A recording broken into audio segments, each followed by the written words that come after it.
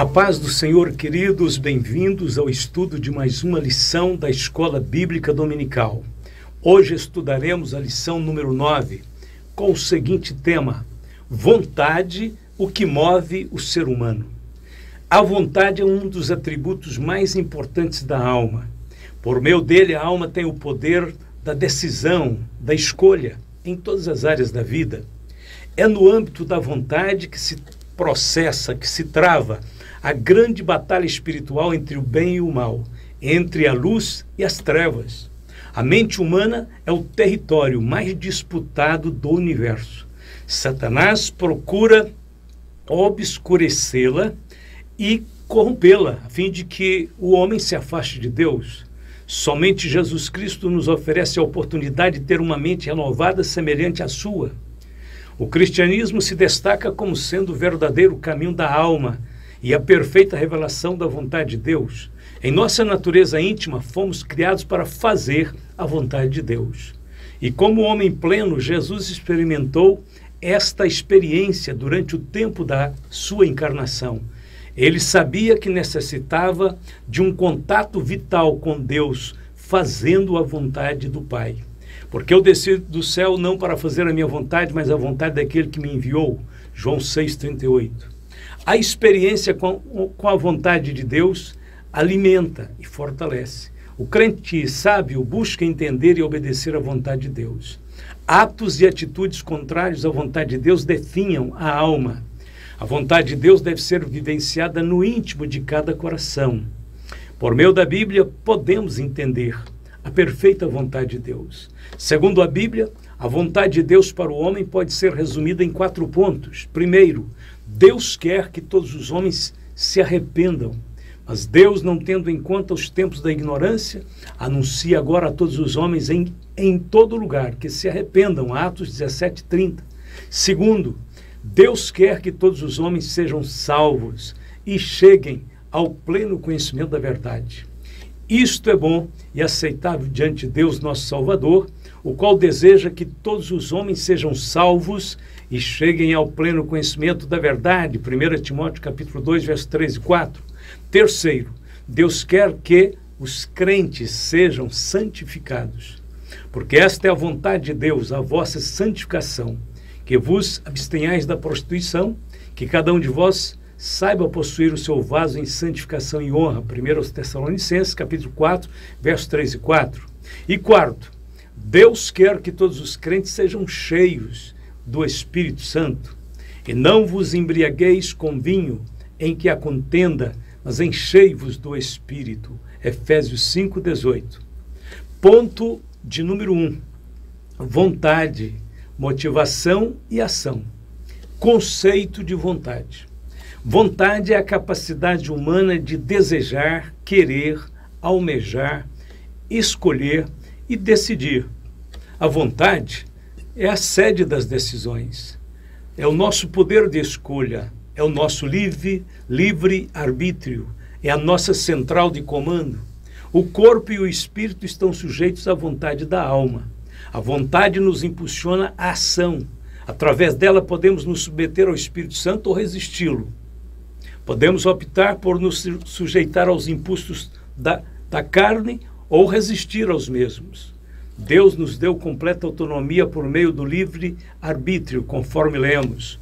Os céus e a terra tomo hoje por testemunhas contra ti, que te tenho proposto a vida e a morte, a bênção e a maldição. Escolhe, pois, a vida para que vivas, tu e a tua semente, Deuteronômio 30, 19. E ainda que Deus tenha garantido a nossa liberdade de escolha, devemos saber que o pecado afetou gravemente a nossa capacidade de decisão. Depois da queda, ficamos sujeitos ao poder do pecado. Porque não faço o bem que quero, mas o mal que não quero, esse faço.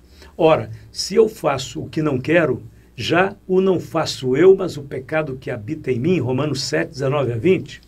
Por conta dessa anomalia, somos orientados a depender de Deus e de sua graça para fazer as escolhas certas.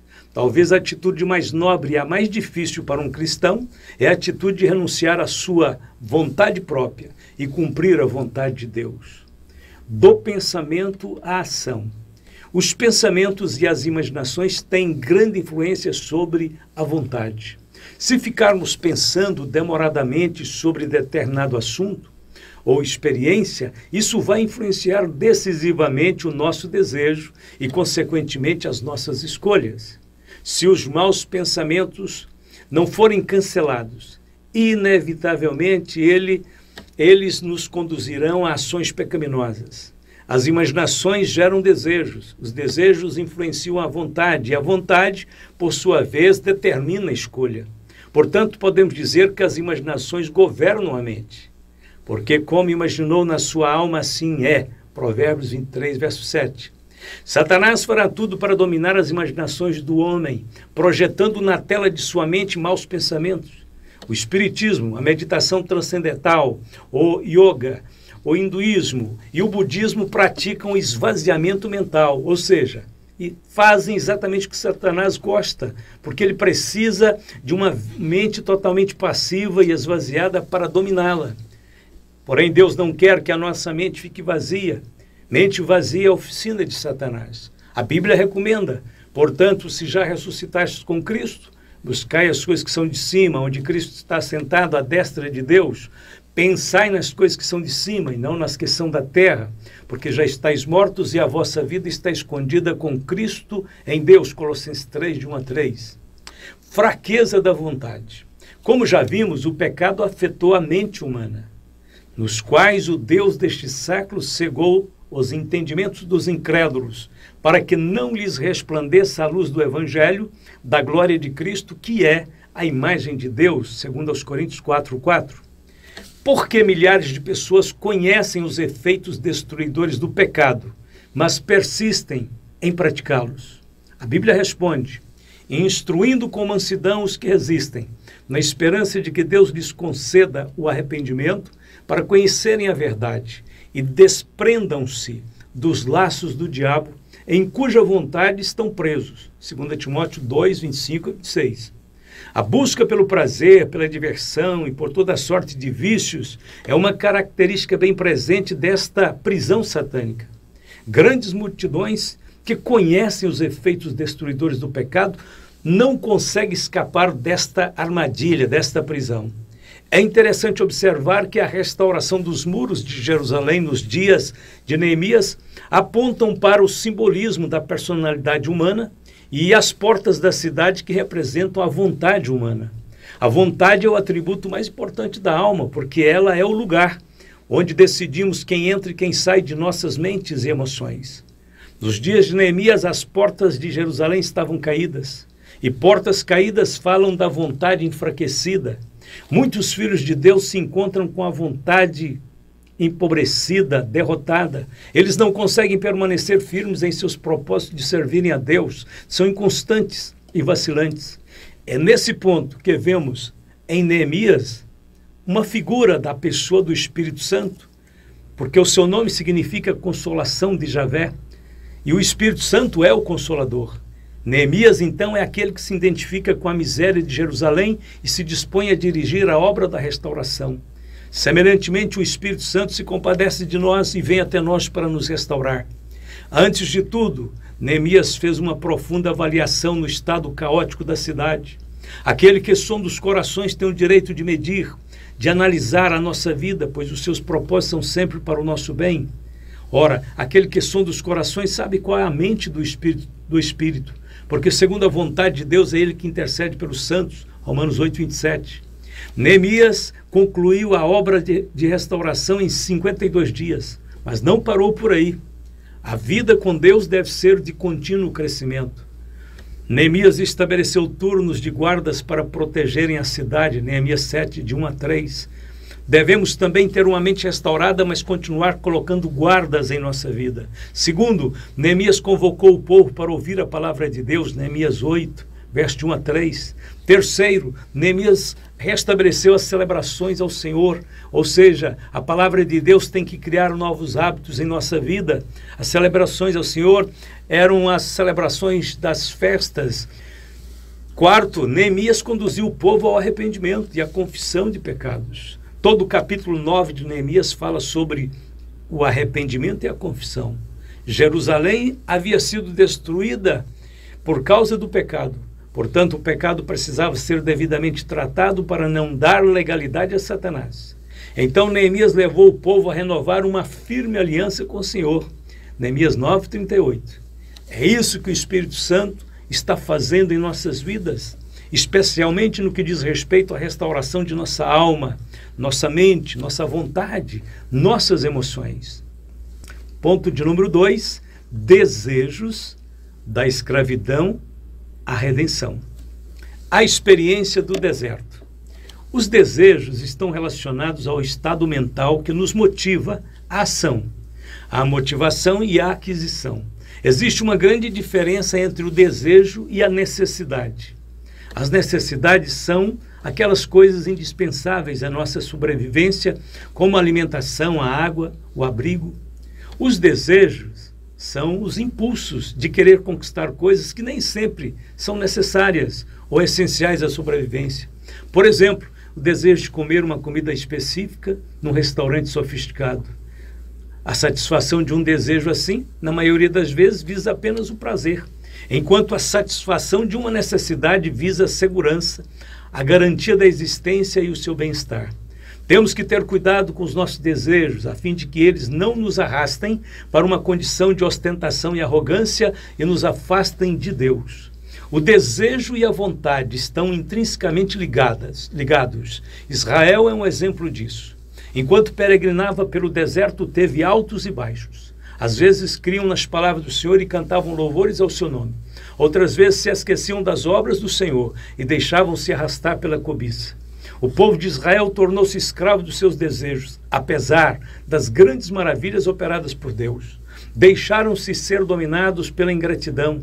Lembraram-se das comidas do Egito e se tornaram escravos de desejos mundanos. Pensaram nas comidas, mas se esqueceram da indignidade e da humilhação a que foram submetidos e sujeitos na casa da servidão. Possuíam uma memória seletiva, incapaz de avaliar a situação inteira, principalmente no que diz respeito aos seus aspectos espirituais. Alguns creram nas suas palavras e cantaram seus louvores. Cedo, porém, se esqueceram das suas obras. Não esperaram o seu conselho, mas deixaram-se levar pela cobiça no deserto e tentaram a Deus na solidão. E ele satisfez-lhes o desejo, mas fez definhar a sua alma. Salmo 106, de 12 a 15. Quando os desejos pecaminosos se tornam objeto de culto, os resultados são sempre desastrosos. A Bíblia diz: então comeram e se fartaram bem, pois lhes satisfez o desejo. Não refrearam o seu apetite, e ainda lhes estava comida na boca, quando a ira de Deus desceu sobre eles, e matou os mais fortes deles, e feriu os escolhidos de Israel. Com tudo isso, ainda pecaram e não deram crédito às suas maravilhas, pelo que consumiu os seus dias na vaidade e os seus anos na angústia. Salmo 78, 29 a 33. Os desejos na era cristã. Assim como Israel tinha que enfrentar tentações e maus desejos no passado, hoje o cristão tem que enfrentar a batalha entre a carne e o espírito. A carne refere-se à natureza pecaminosa que busca a satisfação dos desejos que se opõem à vontade de Deus. O espírito representa a nova vida que é inspirada e guiada pelo Espírito Santo de Deus. Porque a carne cobiça contra o espírito e o espírito contra a carne, e estes opõem-se um ao outro, para que não façais o que quereis. Gálatas 5,17. Precisaremos decidir a quem daremos prioridade em nossa vida. Para buscarmos a santificação, teremos que enfrentar os conflitos. Considerai, pois, aquele que suportou tais contradições dos pecadores contra si mesmo, para que não enfraqueçais, desfalecendo em vossos ânimos. Ainda não resististes até o sangue, combatendo contra o pecado. Hebreus 12, 3 e 4. A justificação é uma obra divina, instantânea. A santificação, porém, tem o seu aspecto progressivo. O presente conflito entre a carne e o espírito lembra um ditado indígena que diz: dentro de mim existem dois cães, o cão do ódio e o cão do amor. Ambos disputam a predominância em meu coração. E quando me perguntam quem será o vencedor, respondo: aquele a quem procuro alimentar diariamente. Para vencermos essa batalha, necessitamos andar na dependência do Espírito Santo e resistir às tentações. Cabe-nos decidir a quem serviremos. A decisão do homem redimido. Porque se viverdes segundo a carne, morrereis. Mas pelo Espírito mortificardes as obras do corpo, vivereis. Romanos 8,13. O novo nascimento trouxe-nos o poder da nova vida em Cristo. Aqueles que estavam mortos em delitos e pecados, agora são exortados a se considerarem mortos para o pecado. Assim também vós considerai-vos como mortos para o pecado, mas vivos para Deus em Cristo Jesus, nosso Senhor. Romanos 6,11. Aqueles que despiram do velho homem são admoestados a se revestirem do novo homem. E vos revistais do novo homem que, segundo Deus, é criado em verdadeira justiça e santidade. Efésios 4:24. Aqueles que foram santificados são exortados a serem santos. Mas, como é santo aquele que vos chamou, sede vós também santos em toda a vossa maneira de viver, porquanto escrito está, sede santos, porque eu sou santo. 1 Pedro capítulo 1, verso 15 e 16. Todas estas atitudes são frutos de uma decisão que tem origem na obra do Espírito Santo no homem interior. Porque segundo o homem interior tem o prazer na lei de Deus. Romanos 7:22. O homem redimido inclina-se para as coisas do Espírito, porque os que são segundo a carne inclinam-se para as coisas da carne, mas os que são segundo o Espírito, para as coisas do Espírito. Romanos capítulo 8, verso de número 5. Ponto de número 3. O ensino sobre os desejos em Tiago. Mas cada um é tentado quando atraído e engodado pela sua própria concupiscência. Tiago 1,14. Atração e engano. Tiago trata dos desejos carnais e suas concupiscências. Ele emprega o termo grego epitumia, que foi traduzido por concupiscência com o sentido de maus desejos. Por ocasião do novo nascimento, recebemos uma nova natureza, mas a velha natureza não foi erradicada. Temos que renunciá-la diariamente.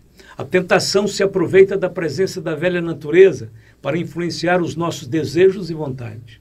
O primeiro estágio da tentação diz respeito à insensibilidade do pecador. Depois de tirar os olhos de Jesus, o homem não consegue perceber o engano do pecado. O segundo estágio diz respeito à cilada da concupiscência. O ser humano é convencido de que tudo vai terminar bem, ninguém vai ficar sabendo e nada o afetará. Claro que é tudo mentira.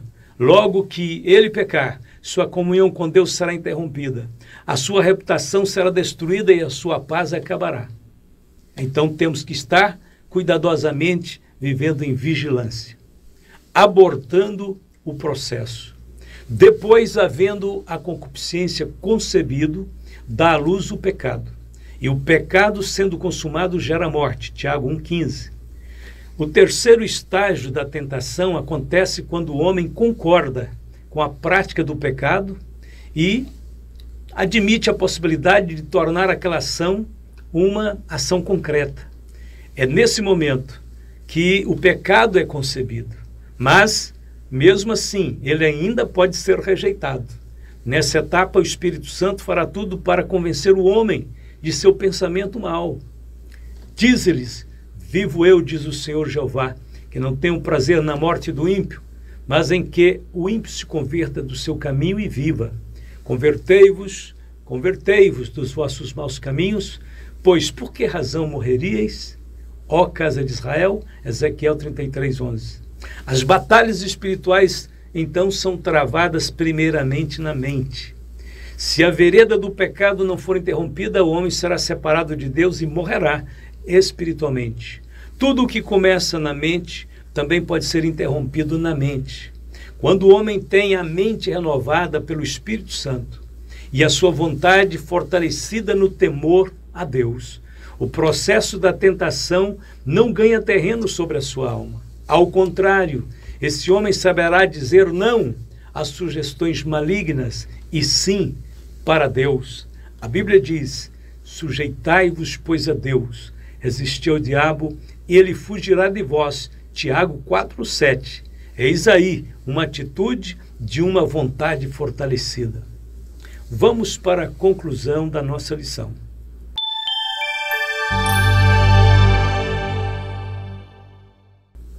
Apesar da natureza pecaminosa ainda estar presente, devemos concentrar nossas atenções nos recursos divinos.